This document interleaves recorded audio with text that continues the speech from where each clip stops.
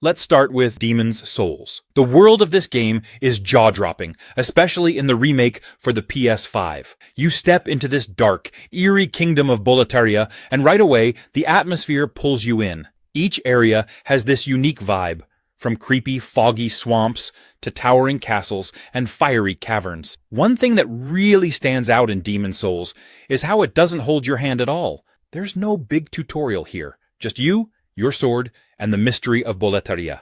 That might sound intimidating, but honestly, it's what makes this game so memorable. You're learning as you go, and every little discovery feels like a personal victory. And when you finally figure out a tricky pattern or beat a boss that felt impossible, that's one of the most satisfying feelings in gaming. And speaking of bosses, Demon's Souls has some of the best. Each one is unique, creepy, and requires you to stay on your toes and really study their moves. You'll probably get your butt kicked a few times, or a dozen times, but that's okay. It's all part of the fun. Each boss fight feels like a grand event. There's this tension in the air, and you're just waiting to see what insane move they're going to throw at you next. But when you finally bring one down, the victory feels so sweet, like you've just accomplished something epic. The game's mechanics are simple, but feel just right. It's not about flashy combos or crazy powers. It's about timing, patience, and learning from every mistake. Next we have No Man's Sky, one of the most controversial video game redemption stories out there. When this game first launched, it got slammed hard, like really hard. People were furious because they felt like they were promised the universe, literally, and what they got didn't live up to all the hype. You know how it is when a game gets hyped beyond belief, right? Expectations just go through the roof. The biggest issues at launch were things like missing features, limited multiplayer options, and overall a lack of the promised living, breathing universe that players thought they'd get. It was a huge deal at the time. Everyone was like, where are the massive space battles? Where's all the depth? Players felt misled, and it led to some pretty angry reviews. No Man's Sky became the poster child for overpromised and underdelivered games. But here's the crazy part. Instead of throwing in the towel, the developers at Hello Games just kept working on it. They didn't give up. And over time, they transformed the game into something truly special. Seriously, the updates have been absolutely massive. They kept adding the features players were hoping for, like base building, expanded multiplayer, better exploration mechanics, and more dynamic planets. Now, it's packed with content, and it's a totally different experience from what people saw at launch. It's honestly one of the most positive turnarounds in gaming. It went from being the game everyone loved to hate, to becoming a beloved space exploration game with a really dedicated fanbase. These days, it's praised for its vast, procedurally generated universe. Next, we have Outer Wilds. This game is all about exploring the unknown, and it really leans into that feeling of pure discovery. You're a new astronaut, part of this tiny space program from a small, cozy alien race, and you're launched out into space with nothing but your ship and a lot of questions. And I mean a lot of questions. What's so cool about Outer Wilds is that it doesn't handhold or push you in any specific direction. You have this whole solar system to explore, and every single planet is like its own character. Each place is unique, with strange environments, hidden stories, and mysteries that just pull you in. You land somewhere, start exploring, and immediately find yourself getting wrapped up in something unexpected. The sense of wonder in this game is unreal. I mean, you'll be cruising along and suddenly you're uncovering secrets that are far bigger than you'd expect. There's something magical about wandering into these ancient ruins or discovering strange technologies from a long-lost civilization. And as you piece things together, you start to understand that every single mystery is connected, which is honestly so satisfying. One of my favorite things is how much Outer Wilds makes you feel like a real explorer. There's no combat or big flashy objectives. It's all about curiosity. Every time you figure something out, it feels like a little victory, and the game respects that you're smart enough to connect the dots on your own. Another thing is the time loop. It's such a unique mechanic that gives the game this sense of urgency, but without being punishing. It's like you're reliving this amazing day over and over, trying to piece together everything. Next we have Crash Bandicoot 4. This game is a wild ride that combines classic Crash nostalgia with fresh, modern twists that feel like a love letter to longtime fans and a great entry point for newcomers. It's a bit of a crazy platformer, full of vibrant, chaotic worlds, tricky jumps, and the kind of fun challenge that makes you feel like a gaming hero when you finally nail it. Now, if you've played the old-school Crash games, you know that platforming here isn't a walk in the park, And Crash 4 definitely stays true to that. It's challenging, sometimes rage-inducing, but in the best possible way. There's this huge sense of satisfaction when you master those jumps, dodge obstacles, and make it to the end of a level. It's like the game is constantly daring you to just try it one more time. And hey, if you're someone who loves going for 100% completion, this game has you covered with tons of collectibles, hidden gems, and alternate paths. One of the coolest things about Crash 4 is the introduction of the Quantum Mask. These are special masks you can collect that each give you a unique ability, like slowing down time or flipping gravity. They really shake things up and make you think about platforming in a new way. Each mask adds a layer of strategy and keeps the gameplay fresh. So even if you're 10 or 20 levels in, there's always something new to discover. The masks really give Crash, and Coco, if you prefer to play as her, a fun, super-powered feel without making the game any less challenging. Next we have Resident Evil 7. One of the coolest things about the game is how immersive it feels. They went with a first-person perspective, which, let me tell you, makes everything so much scarier. It's like you're in the middle of a horror movie, and you're the main character. And they nailed that gritty, creepy vibe. The sound design is just incredible, with creaky floors, distant footsteps, and other little sounds that keep you on edge. It really pulls you into the experience. You're exploring this creepy, run-down mansion, and right away, you can feel the game practically daring you to go deeper.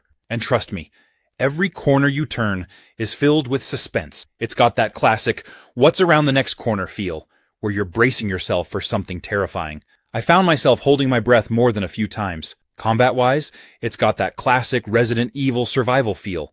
You're not overloaded with ammo, so every bullet counts, and you have to make careful decisions. It's a nice balance of horror and action, where you're fighting to survive, but still constantly feeling vulnerable. And the enemies? Let's just say they're some of the creepiest in the series. The puzzles are a fun throwback too.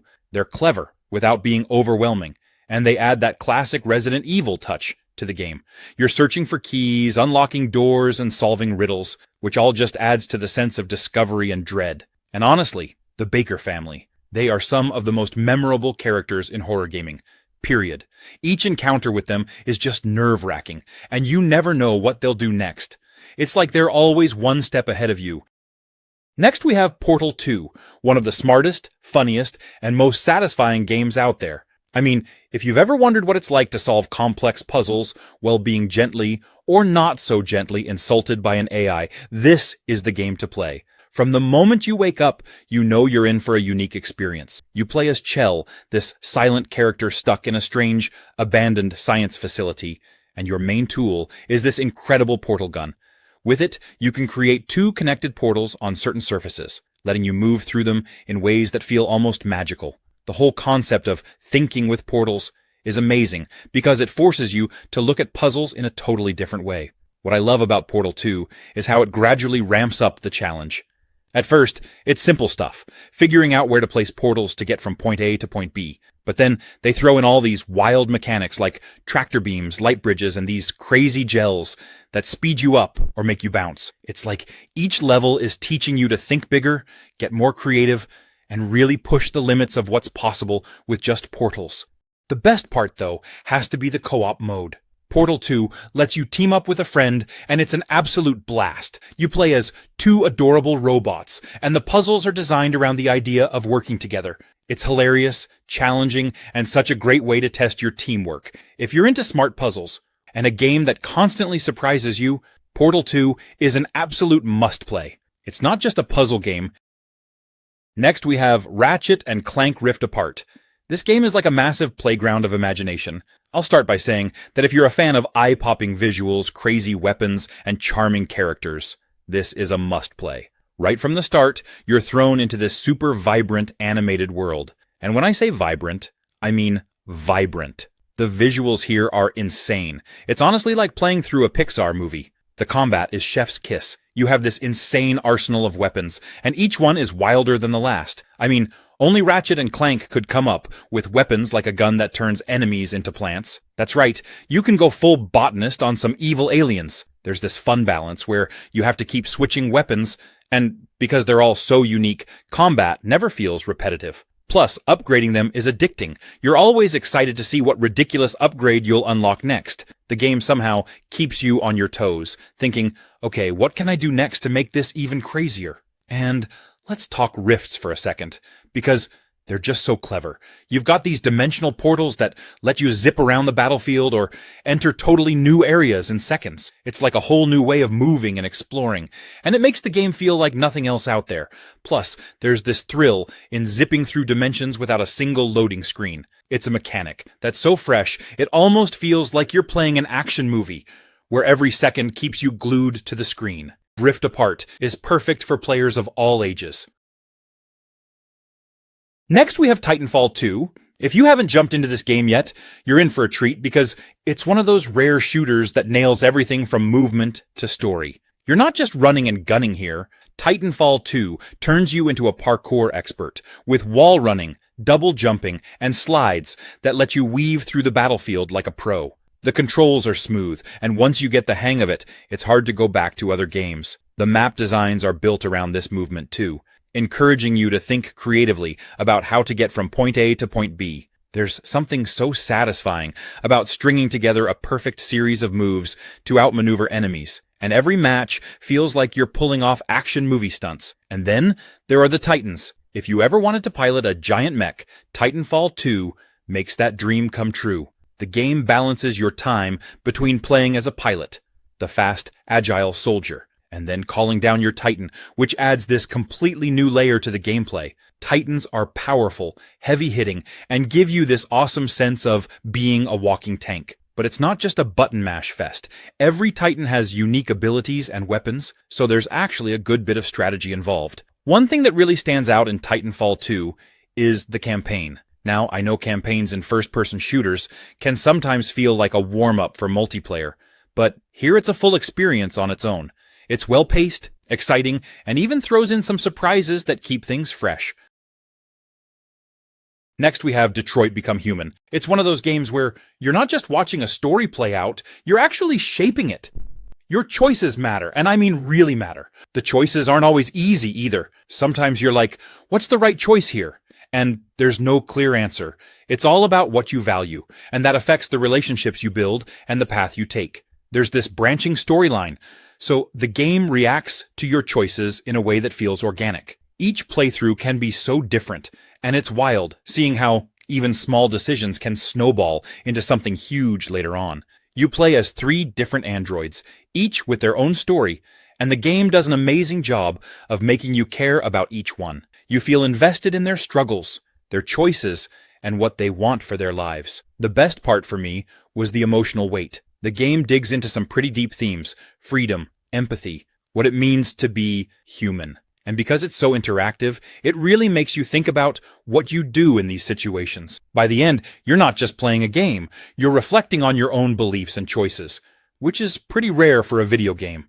And Detroit doesn't shy away from tension either. There are moments where you're genuinely on the edge of your seat, trying to make quick decisions that could totally change everything. And the stakes are high because, things can go wrong in big ways if you make a wrong call. So, yeah, Detroit Become Human is perfect if you're into games that let you dig into a story deeply and that give you control over what happens. It's genuinely unforgettable. Next, we have Stalker 2. So, you know how some games make you feel like you're surviving? Like, really surviving? That's Stalker 2 in a nutshell. The zone is the star of the show. It's haunting, it's dangerous, and it's unpredictable. What I love most is how it doesn't hold your hand. You're thrown into this place, and you just have to figure it out. It's like the game is saying, hey, good luck out there, buddy. And honestly, that's part of what makes it so satisfying. It's all about exploration, taking risks, and making decisions that can completely change your experience. If you've played the original Stalker games, you already know this isn't your typical shoot and loot affair. You're scavenging, crafting, and constantly managing your resources. And it feels real. Ammo isn't something you take for granted. Food and medical supplies, you'll cherish them like gold.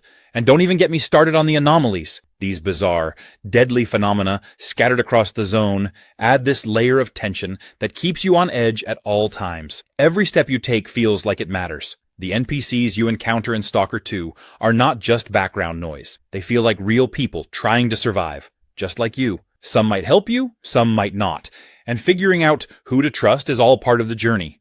If you love a good challenge, or if you just want to experience something truly unique, Stalker 2 needs to be on your radar. It's not just a sequel, it's a love letter to fans of the series and a bold step forward into a new generation of gaming. Trust me, once you step into the zone, you won't want to leave. Next we have Assassin's Creed Mirage. Mirage drops you into 19th century Baghdad, and let me tell you, it's gorgeous. The city feels alive, bustling with activity, narrow streets, and towering rooftops that beg to be climbed. The attention to detail here is incredible. It's like they cracked open a history book and turned it into a vibrant, living world. If you've been a fan of the series since the early days, you'll love the gameplay here. It's all about stealth, precision, and planning. No more running into a group of enemies and fighting your way out like a tank. Mirage encourages you to think like an assassin again, sneak through crowds, blend in, climb up to a vantage point, and take your shot when the time is right. It's so satisfying when a plan comes together and you get that perfect, clean assassination. The parkour feels so good. It's smooth, fluid, and makes navigating the city an absolute joy. There's nothing quite like sprinting across rooftops, vaulting over obstacles, and making a daring leap onto a narrow beam while a guard shouts, "Hey you!" from the street below. The freedom of movement is top tier, and it reminded me of why I fell in love with this series in the first place. The story is also a highlight. No spoilers, I promise, but it's tightly focused, and that's a good thing. After the sprawling epics of recent Assassin's Creed games, Mirage feels like a refreshing change of pace. It's more personal, more intimate, and it really leans into the assassin versus the system theme. You get to see the journey of Basim. Yes, that Basim, if you've played Valhalla. Next, we have Astrobot.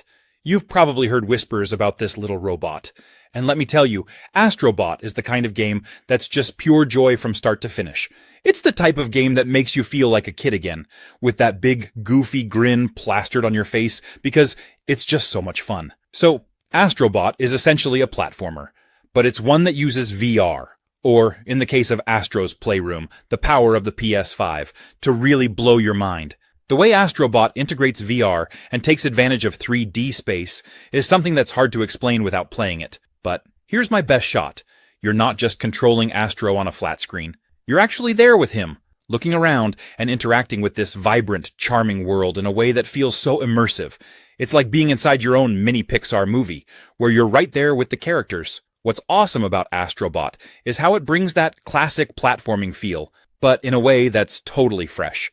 Astro himself is this adorable little robot, and right from the get-go, you can't help but love the guy. He's got so much personality. Whether he's running, climbing, or just doing his little dance moves, he's always putting on a show. And the game totally leans into this, giving you all these adorable little moments that make Astro feel like your own tiny companion. One thing I absolutely loved about Astrobot is how clever the level design is. Every stage feels unique and packed with surprises. The game throws all these fun mechanics and challenges at you. It's just one delight after another. Next we have Resident Evil 5. Now, Resident Evil 5 does things a little differently than some of the other games in the series. It's not about creeping down dark hallways or fighting off sudden jump scares every 2 seconds. This one leans way more into action, and let me tell you, it does that action really well. One of the things that makes Resident Evil 5 stand out is its co-op gameplay. If you've got a friend to play with, this game is seriously a blast. You and your partner are constantly working together, covering each other's backs, sharing resources, strategizing against big enemies. And trust me, it makes the entire experience so much better. Whether you're playing as Chris Redfield or Shiva Alomar, you're both crucial to the fight. And that dynamic is what makes this game feel so fresh in the Resident Evil lineup. I remember the first time I played with a friend. We were yelling at each other, trying to stay alive, and it was chaos in the best possible way. Now combat here is amped up, and Resident Evil 5 fully commits to that action-packed style. You're fighting waves of infected, managing your ammo, using different weapons, and some of the encounters feel big and intense. I'm talking heart-pounding moments where you're surrounded, low on ammo, and desperately strategizing to make it out alive. The game's got this great mix of survival horror and all-out action that makes every fight feel like a scene straight out of a movie. But even if you're going solo, the AI partner, Shiva, if you're Chris, actually does a pretty solid job. Next we have Sleeping Dogs Definitive Edition. This game is seriously underrated and deserves way more love. Imagine an open-world action game set in the bustling streets of Hong Kong, where you play as an undercover cop tangled up in the city's dangerous criminal underworld. It's like GTA, but with a unique twist that really sets it apart. And let's not forget the driving. Sleeping Dogs has some of the most fun driving mechanics out there. It's super arcadey, and you can do crazy stunts, hijack cars on the go, and even ram other cars off the road. There's something so satisfying about zooming through the city, dodging traffic, and knowing you can hop out at any time to start a fistfight. The city is alive with neon lights, crowded markets, and tons of little side activities that make it feel so authentic. You can go sing karaoke. Yes, karaoke. Try your luck at street races, or just cruise around and soak in the atmosphere. The developers did a fantastic job capturing the vibe of Hong Kong, and it's a city you actually want to explore. One of the best parts of Sleeping Dogs is the hand-to-hand combat. It's like a martial arts movie come to life. You're throwing punches, countering moves, and using your environment in the coolest ways. You can slam enemies into fish tanks, toss them off balconies, and even use random objects around you to gain the upper hand. So, if you're into action games with a great story and a city that feels alive and vibrant, Sleeping Dogs Definitive Edition is absolutely worth checking out. Next we have Call of Duty Modern Warfare 2. It takes everything Call of Duty is known for, fast-paced combat, intense firefights, and cranks it up to the max. This game isn't just about quick reflexes. It's about living out those high-stakes, cinematic moments that you'd normally only see in movies. Modern Warfare 2 is probably one of the most memorable campaigns in the whole Call of Duty series. What I love about the campaign is how well it balances action with quieter, suspenseful moments. It's not just non-stop explosions and chaos, though there's plenty of that. There are also these more thoughtful moments, where you have to rely on stealth, tactics, or just careful observation. It's a cool change of pace, and it makes those big, explosive moments hit even harder. Plus, the story is packed with memorable characters. You'll see some familiar faces like Soap and Captain Price, and the chemistry between them is fantastic. It's like being in an action movie, where every character has their own vibe, and you end up feeling genuinely invested in what happens to them.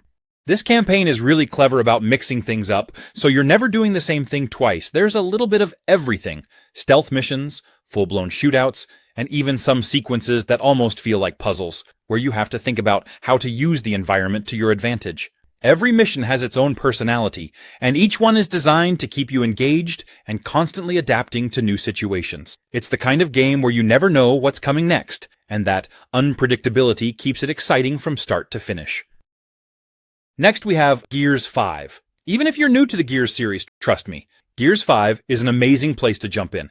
It's got everything you'd want in a blockbuster game: great characters, intense firefights, and a world that's equal parts beautiful and brutal. The combat in Gears 5 feels incredibly smooth, and every gunfight has that intense, cover-based strategy that makes Gears so satisfying. Popping out from cover, landing that perfect headshot, or getting up close and personal with the Lancer's chainsaw never gets old. There's something just downright satisfying about how combat feels here. Each weapon has a unique kick to it, so you're never just mindlessly firing away. It's all about timing and positioning. Plus, with the addition of Jack, your handy little drone buddy, you get some new abilities that mix things up in fun ways. He can cloak you, zap enemies, and even fetch items, so he's a true lifesaver in tight spots. And let's take a second to appreciate the world. Gears 5 introduces these open-world sections where you can explore on this sweet vehicle called the Skiff. Just zipping across the snowy tundra or the desert sands is a vibe all on its own. The world feels alive and dynamic,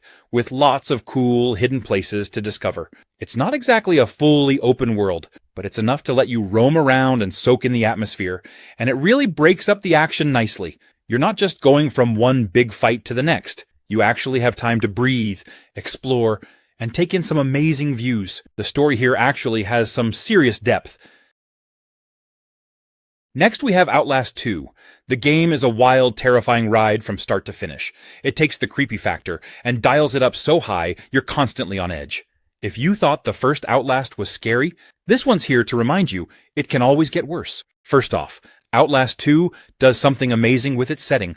You're dropped into this isolated backwoods area. that feels like it's completely detached from the rest of the world. The story has you playing as Blake Langerman, a cameraman looking for answers about a mysterious murder, and, of course, you're not exactly welcomed with open arms. One thing I really love about Outlast 2 is how it forces you to use your camera to survive. You're relying on it for night vision in pitch black areas. But here's the kicker, the battery drains so fast. There's this constant panic about running out of juice, and when you hear something moving in the darkness, that dread just skyrockets. It's a beautiful kind of torture. Honestly, the camera itself feels like a character because you're always thinking about it, babying it, just hoping the battery lasts through the next nightmare. And when the camera dies in a dark place, pure terror. But it's not just about being scared. Outlast 2 does such a great job at making you feel helpless. There's no fighting back, no weapons, no hero moment where you suddenly become this badass. Nope, it's all about running, hiding, and surviving. You have to pick your hiding spots carefully, crouch through cornfields, dive under beds, and hope nobody finds you. Every noise feels like a threat, and every shadow keeps you guessing. Next we have Like a Dragon Infinite Wealth. If you're familiar with the Yakuza series, you already know you're in for something big, bold, and just a little over the top. This game picks up with our guy, Ichiban Kasuga, who's back for another round of absolute chaos, heartwarming moments, and more twists than you can count. And let me tell you, if you're ready for a journey that's equal parts action, drama, and pure hilarity, this one's going to hit the spot. What makes Infinite Wealth stand out is how it blends a serious story with some of the funniest, most bizarre side activities you'll ever see. One minute, you're dealing with intense emotional scenes. The next, you're wrapped up in a totally ridiculous minigame, and you're laughing because it's so outrageous. It's like they managed to throw in every wild idea they could think of. And somehow it all works. And with Ichiban leading the way, every moment feels fresh and unpredictable. Now, the turn-based combat, it's back. And better than ever. The strategy side of things adds this fun layer to every battle, and it's packed with quirky moves that only a game like a Dragon could pull off. And if you've played the previous games, you'll notice the combat's even more refined here. It's still got that signature mix of outlandish attacks and strategic depth, which makes every fight feel epic and hilarious at the same time. But beyond the action, it's really about the characters. Ichiban is one of those protagonists who's impossible not to root for. He's got this mix of loyalty, optimism, and pure heart that makes him stand out. Infinite Wealth is a must-play. Next we have Monster Hunter World, a game that's all about epic hunts, incredible creatures, and just a whole lot of fun. If you've ever wanted to feel like the ultimate hunter, taking down massive, fantastical beasts with a giant sword, or hammer, or bow, or even a bagpipe, then this game is calling your name. And trust me, once you start, it's hard to put down. The combat in Monster Hunter World is intense, but in the best way possible. You've got so many weapons to choose from, each with its own feel and playstyle. There's something for everyone. Whether you want to get up close and personal with a giant sword, keep your distance with a bow, or support your friends with a hunting horn, it's all there. Each weapon has its own learning curve, but mastering one feels incredibly rewarding, and the game doesn't rush you. You can spend hours just getting comfortable with different weapons and finding out which one really clicks for you. The best part about hunting, though, is that it's not just a straightforward swing till it drops kind of deal. You've got to pay attention to the monster's movements, study its behavior, and figure out when it's vulnerable. Every hunt is like a puzzle, and it's up to you to figure out how to take down each monster. It's challenging, but never frustrating, and every victory feels earned. You'll find yourself thinking, okay, maybe just one more hunt, over and over again. The monsters themselves are really the stars here. Each one is so unique, with its own behaviors, attack patterns, and quirks. You've got massive dragons, thunderous lizards, and even creatures that can camouflage themselves in the environment. Next we have Forza Horizon 5. Even if you're not a racing game person, trust me, you'll still find something to love here. It's like a love letter to cars, exploration, and just having a good time behind the wheel. Remember when you used to race toy cars around your living room, making up little adventures as you went? Forza Horizon 5 brings that same energy, but cranks it up to 11. It's not just about winning races, though that's fun too. It's about playing. The freedom you have to do whatever you want is amazing. They've got everything from souped-up classics to hypercars that look like they belong in a sci-fi movie. And the customization. You can tweak everything. Paint jobs, performance, even little decals. It's like a car nerd's dream come true. But don't worry, you don't have to be a gearhead to enjoy it.